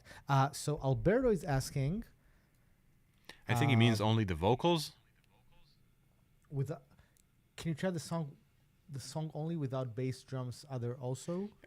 I think he means just the vocals and like ask for just the vocals from this track to see if it pumps in more information into the vocal track because we asked just separate the vocals. Oh, that's interesting. I'm Let's try guessing. it. That's a great idea. I'm guessing that's if it affects the it's a fantastic question, Alberto. So by the way, Evo asks who did the drums. Who did the drums? Again, it's Mike. So Mike Melian, the composer of the track, he's also the drummer and the bass player and the arranger and the keyboard player. There's a video on our Modalics YouTube where you'll see his performance of it. Like it's so you can see it and you'll see him playing, and he's quite an amazing musician. And, we keep harassing him to do more like demos for us, just because we're such fans of his music. And but he's using our plugin, so it's recorded on electronic drums, but with our drum plugin. So it says all the tracks apart from drums. Okay, let's see. So I just posted our SoundCloud. No, it's fine, Alberto. No worries. I just posted our SoundCloud where you can listen to all these tracks and also to the drums isolated. So if you love what you're hearing, you can get more of that there. So here's a split of everything without drums.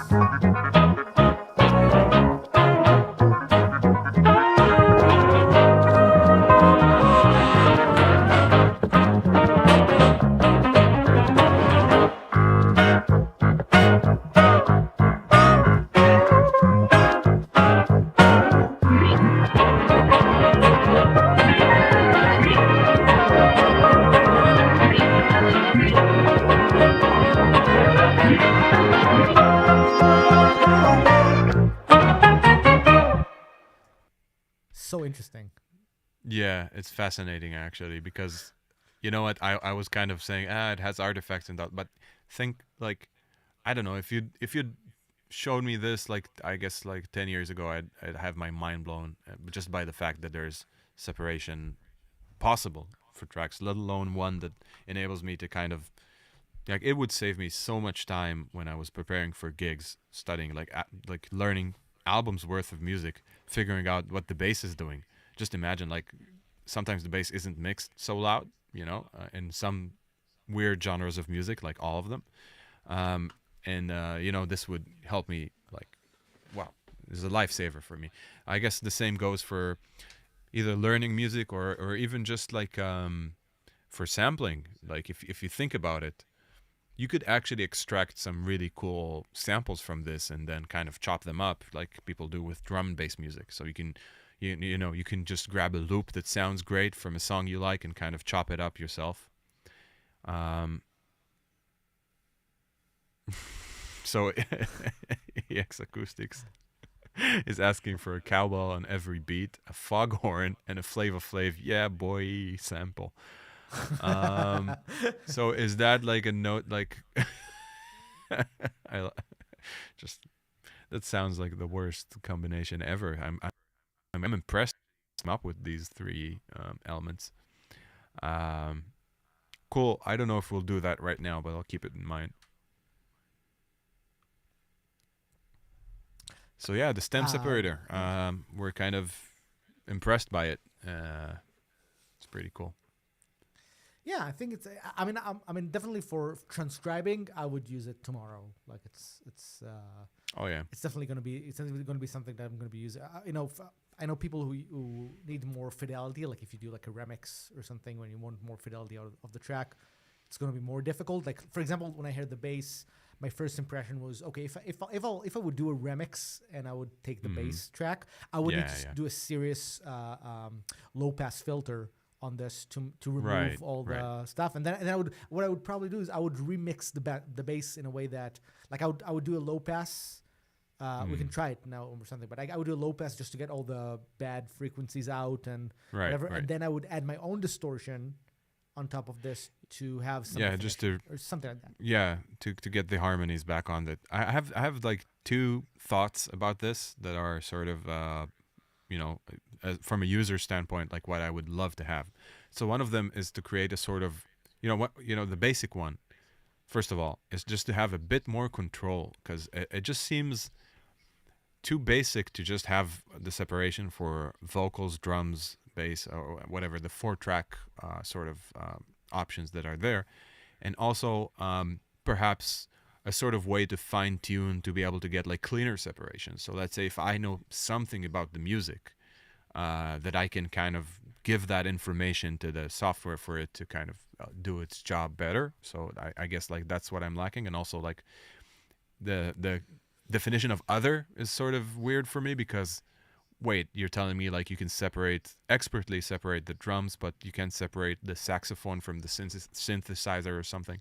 And the second note is combining that with the AI bass or whatever, their bass sampler, is just such a perfect fit. Like if there was some way where I could just extract bass from somewhere and replace it with their own sampler, it just seems like a very cool feature to add. I don't know if it has any issues other than like legality issues or whatever. I'm guessing not, but yeah, that's my initial thought is, wait, the bass is really clear and separated. You're telling me like I can just hit a button and replace it with their own AI bass. That's it's something I would be excited to do with actually every instrument that's cleanly separated. I'd love to get the drum track here and convert the drum track to MIDI or whatever, just or even to their own drummer, not even MIDI, just the audio, to have it for myself to use with high fidelity and another instrument altogether. So that's my two thoughts, as sort of points that for the future. I guess if I'm guessing all the CEOs of Apple are listening right now, so I'm sure Tim Cook, immediately went on the. He's like, "Where's my notebook? I got to write this down. This guy is a genius. He's just talking about bullshit."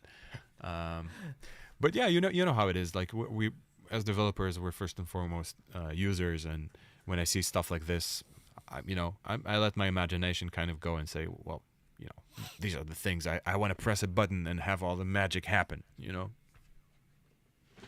Absolutely. All right, I think this was a pretty fun stream. Like we've been going for 2 hours. I'm hoping people got their value from this. I thought it was awesome. I don't know. I really enjoyed the idea that we were investigating the unknown. Like you have to remember, this all came out yesterday. We didn't use any of this new Logic stuff until now, and I like the discoverability part of this. I hope people definitely enjoy this as well. Like I think maybe we can do this often with new stuff that we're doing, new stuff that other people are doing. I think this is sometimes it's fun to also listen to music, like especially if we can hear tracks like this or analyze them or just listen to the tracks. I think it's fun. Definitely. Yeah, I'm thinking like we can going forward, we want to do this once a week. We can actually always kind of have some music to listen to, and maybe something we want to feature or explore together with questions from you guys, and maybe get our perspective on it as developers and as users and musicians and all that. That'd be really cool. So thank you for everybody that's joined us and been with us so far, and lovely to meet you guys, and hope to see you again in our next stream. All right. Awesome. Bye. See you.